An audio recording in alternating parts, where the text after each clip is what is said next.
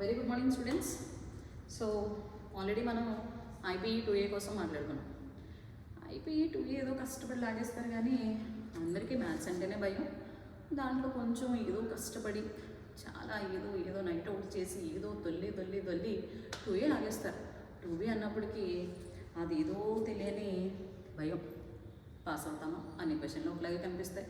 Circle అంటాడు, అప్పుడే system of circle అంటాడు, అసలు ఏంట్రా బాధ తెలియదు. So let's look in to 2B. How to pass or how to get 75 marks in the IPE sector. So same pattern like 2A, we have a question paper about 75 marks with a choice of 97 marks. 97 marks paper ఉంటుంది, దాంట్లో మనం attempt చేయాల్సింది 75 మార్క్స్కి. So same 7 వస్తాయి. We need to write 5 and our question paper for 4 marks is about 7 questions. We need to write 5 and 2 marks 10. We need to write total 10. There is no choice for that. So total 75 marks. దీంట్లో important topics ఏంటి, దీని నుంచి 7s వస్తున్నాయి, 4s వస్తున్నాయి, ఒకసారి చూడండి. First 7 marks.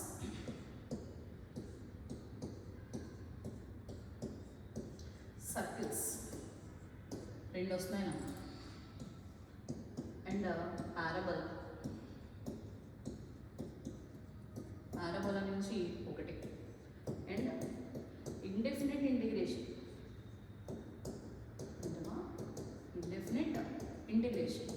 So indefinite integration నుంచి 7s 2 ఉన్నాయి. సో సిమిలర్లీ డెఫినెట్ ఇంటిగ్రేషన్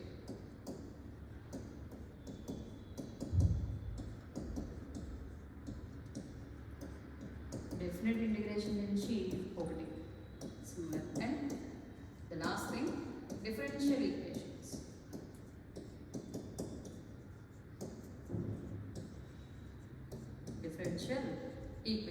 నుంచి 1 sums.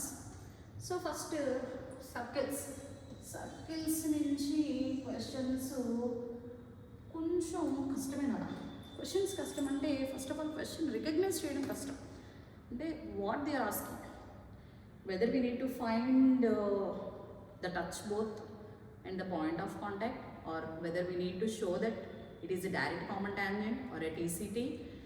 Direct common tangent అయితే internal centre of similitude exist అవుతుందా, ఎక్స్టర్నల్ ఎగ్జిస్ట్ అవుతుందా, TCT అంటే ఇంటర్నల్ ఎగ్జిస్ట్ అవుతుందా, ఎక్స్టర్నల్ ఎగ్జిస్ట్ అవుతుందా. సో ఏది ఏంటి అనేది కొంచెం బేసిక్ నాలెడ్జ్ ఉంటే ఆ 2 క్వశ్చన్స్ అటెంప్ట్ చేయడం సింపులేనా. సో క్యాలిక్యులేషన్ మిస్టేక్స్ రావడానికి ఎక్కువ ఛాన్సెస్ సర్కిల్స్ నుంచే ఉంటుంది. మనం అనుకుంటాం ఏం రాదు, నేను క్యాలిక్యులేషన్ మిస్టేక్స్ నేను తోపుని బాగా రాసేస్తాను, కానీ అది 100% తప్పుతుంది. మ్యాక్సిమం గ్రామటికల్ క్యాలిక్యులేషన్ మిస్టేక్స్ రావడానికి హైలీ పాసిబుల్ సర్కిల్స్లో మాత్రమే జరుగుతుంది. మైనస్ ప్లస్లు తేడా పెట్టినా క్యాన్సిలేషన్స్లో అటు ఇటు క్యాన్సిలేషన్ చేయడంలో ఎటువంటి మిస్టేక్ జరిగినా మొత్తం 7 మార్క్స్ ఎగిరిపోతుంది. సో దాన్ని అలా పక్కన పెడితే పారాబోలా ఒక్కో క్వశ్చన్ రాయడానికి ఒక around 7 questions or 8 questions prepare అయితే సరిపోతుంది. ఫస్ట్ మెయిన్ అందరికీ ఎంత లీస్ట్గా చదవడానికి చచ్చినట్టు స్టాండర్డ్ ఫార్మ్ ఆఫ్ పారాబోలా అయితే ఖచ్చితంగా వచ్చున్నాను. Standard form of parabola along with the neat diagram కనుక డ్రా చేయగలిగితే వాడు అందులో ఒక 7 మార్క్స్ నేర్చుకున్నట్టే. And equations parallel to x axis, parallel to y axis అనే క్వశ్చన్స్ ఉన్నాయి కదా. సో ఆ క్వశ్చన్స్ అవి 2. ఇంకా common tangent the circle in the parabola will be y is equal to plus or minus x plus 2a అనే ఒక question ఉంటుంది అది. అండ్ లాస్ట్ ఎక్సర్సైజ్లో area of triangle formed by tangents and area of the triangle formed by the vertices is something అనే 2 questions ఉండే last exercise నుంచి. ఆ 7 or 6 questions cover చేసుకోగలిగితే ఈ సెక్టార్ అయిపోయినట్టే నన్ను. కాబట్టి పారాబోలా అనేది అసలు చాయిస్లో పెట్టద్దు, ఖచ్చితంగా ప్రిపేర్ అయిపోండి. నెక్స్ట్ ఇండెఫినెట్ ఇంటిగ్రేషన్ ఉంది చూసారు, 2 మార్కులు 2 క్వశ్చన్స్ అంటే 14 మార్క్స్ అక్కడే వచ్చేస్తున్నాను. నెంబర్ ఆఫ్ క్వశ్చన్స్ తక్కువే. Main thing we need to concentrate on the methods only. The question ఏ మెథడ్లో ఉంది రికగ్నైజ్ చేయగలిగితే సమ్ అయిపోయినట్టే. ఇక్కడ మీరు ఇండెఫినెట్ ఇంటిగ్రేషన్ ప్రిపేర్ అయితే అదొక్కటే కవర్ చేసుకున్నట్టు కాదు అన్న, డెఫినెట్ కూడా కవర్ చేసుకున్నట్టే. ఈ రెండింటికి తేడా ఏంటి మనకి? ఈ డెఫినెట్ అనే వర్డే. డెఫినెట్ అనే వర్డ్ ఎందుకు చెప్తున్నాం? అది ఖచ్చితత్వాన్ని చెప్తుంది. అంటే దే హ్యావ్ సమ్ ఇంటర్వెల్స్, అంతే.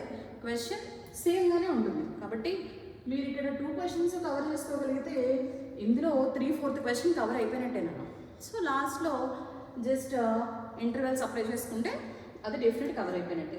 సో మీరు దీనికోసం కష్టపడితే ఇది కూడా కవర్ అయిపోయినట్టే. అంటే 3 క్వశ్చన్స్ మీరు ఇక్కడ కవర్ చేస్తున్నారు, అంతేనమ్మా. నెక్స్ట్ ఇందులో కూడా మనకి మెథడ్స్ ఉన్నాయినా. ఒకవేళ చాయిస్ పెట్టుకోవాలి అని అనుకుంటే డిఫరెన్షియల్ ఈక్వేషన్ మొత్తం చేయకండి, జస్ట్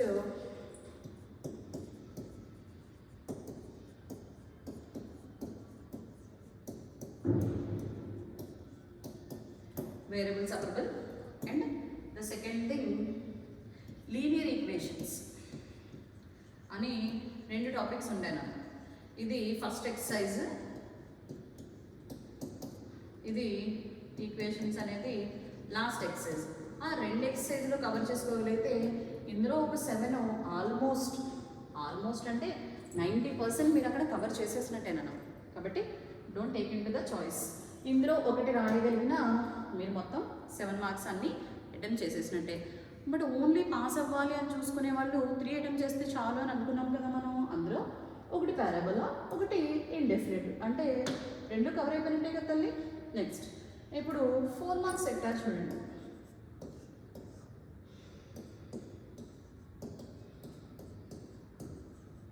సర్కిల్స్ ఒకటి,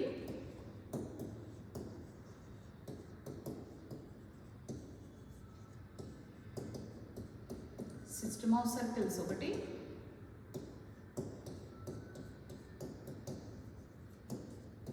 ellipse 2,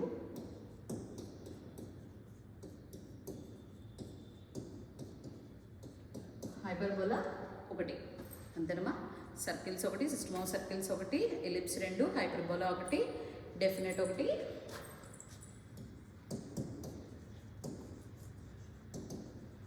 definite integration. So definite integration నుంచి 1 question and DE. What is the DE here? Differential equation. ఆ డిఫరెన్షియల్ ఈక్వేషన్ నుంచి 1 క్వశ్చన్. సో క్వశ్చన్స్ ఎలా వస్తాయి? Same what I said for the 7 marks is similar for 4 marks. Question recognise చేసుకొని calculation mistake రాకుండా చేసుకోగలిగితే circles topics చాలా simple. And if we go for system of circles, system of circle choose చేసుకుంటే 2 formulas తల్లి, orthogonality and radical centre. So అందులో మీకు వచ్చే doubt radical axis కూడా ఉంది కదా అని. సో రాడికల్ సెంటర్ చేసామంటే ఆబ్వియస్లీ రాడికల్ యాక్సిస్ కవర్ చేసేసుకున్నట్టే. సో అంటే అర్థం ఇక్కడ 2 ఫార్ములాస్, అందులో ఒకటి ఫిక్స్డ్, కాబట్టి సిస్టమ్ ఆఫ్ సర్కిల్స్ని వదలడానికి వీలు లేదు. నెక్స్ట్ చేయగలిగితే ఎలిప్స్ నుంచి నెంబర్ ఆఫ్ క్వశ్చన్స్ తక్కువే, సో కవర్ చేసుకోగలిగితే 2 కవర్ అయిపోయినట్టే. అంటే ఇక్కడ 3 నీకు కవర్ అయిపోయాయి కాబట్టి ఆ 27 ఏదైతే నువ్వు టార్గెట్ పెట్టుకున్నావో అది రీచ్ అయిపోయినట్టేనన్నా. లేదు అని అనుకుంటే 1 thing system of circles and other thing definite integration కనుక 2 చూస్ చేసుకున్నా నువ్వు నీడ్స్ 27 మార్క్స్ అయితే రీచ్ అయిపోయినట్టేనన్నా. ఓకే, సో 2B గురించి భయపడాల్సిన అవసరం ఏమీ లేదు. ఇలా ఫస్ట్ నువ్వు దేంట్లో స్ట్రాంగ్గా ఉన్నావు, ఏ టాపిక్ నీకు వచ్చు అనేది పక్కాగా నేర్చు. ఇందులో 3 రాయమన్నాం కదండి, 3 రాసి అందులో ఒక్కొక్క క్వశ్చన్లో 5 మార్కులు పడితే మళ్ళీ పాస్ అయిపోతాను. ఖచ్చితంగా నీకు 7 out of 7 పడేలాగా నువ్వు ప్రిపేర్ అవ్వాలి. బికాజ్ 7 క్వశ్చన్స్ ప్రిపేర్ అవ్వట్లేదు కదా, ప్రిపేర్ అయ్యేది ఎంత ఉంటే అందులో కొంచెమే ప్రిపేర్ అవుతావు. సో ఆ కొంచెం కూడా పర్ఫెక్ట్గా చేసుకొని, సో నువ్వు సిలబస్ మొత్తాన్ని ఒక దగ్గర రాసుకొని దాంట్లో with subject you are going to be strong అనేది చూస్ చేసుకొని చేయగలిగితే నీకు టు బీ ఎక్కడ ఆగే ప్రసక్తి అనేది రాదు. కాబట్టి ఖచ్చితంగా ఈ 27 మార్క్స్కి టార్గెట్ పెట్టుకునే వాళ్ళు ఇలా ఫస్ట్ టాపిక్స్ అన్ని పక్కన వేసుకొని ఏ టాపిక్ నుంచి ఎన్ని మార్కులు వస్తున్నాయి, అక్కడ మనం ఎన్ని రీచ్ అవ్వగలం అనేది పర్ఫెక్ట్గా చూస్ చేసుకోండి. అండ్ 75 మార్క్స్ సెక్టార్ ఖచ్చితంగా వాళ్ళన్నీ ప్రిపేర్ అవ్వాల్సిందే. 2 మార్క్స్ టెక్స్ట్ బుక్ చేయండి. థియరీ టైప్ ఉండేవన్నీ కవర్ చేసుకోండి. ఎక్కడన్నా ఒక 2 మార్క్స్ ఏమన్నా వాడు నొక్కేయడానికి ట్రై చేసినా అది మీకు టెక్స్ట్ బుక్ చేయడం వల్ల అదంతా కవర్ అయిపోతుంటుంది. So one thing you should remember, don't leave any question. You have to attempt everything. Question number నీకు రాదు, బట్ నెంబర్ వేసేసి what you are know about that question you need to write. If it is out of choice you may get full marks for that in the IPE. కాబట్టి ఏ question వదలదు నాన్న. 24 questions పేపర్లో attempt చేయండి. Booklet మొత్తం complete చేసుకొని వచ్చినట్టయితే మీరు అనుకున్న మార్క్స్ ఖచ్చితంగా మీరు రీచ్ అయిపోతారు. Okay, thank you.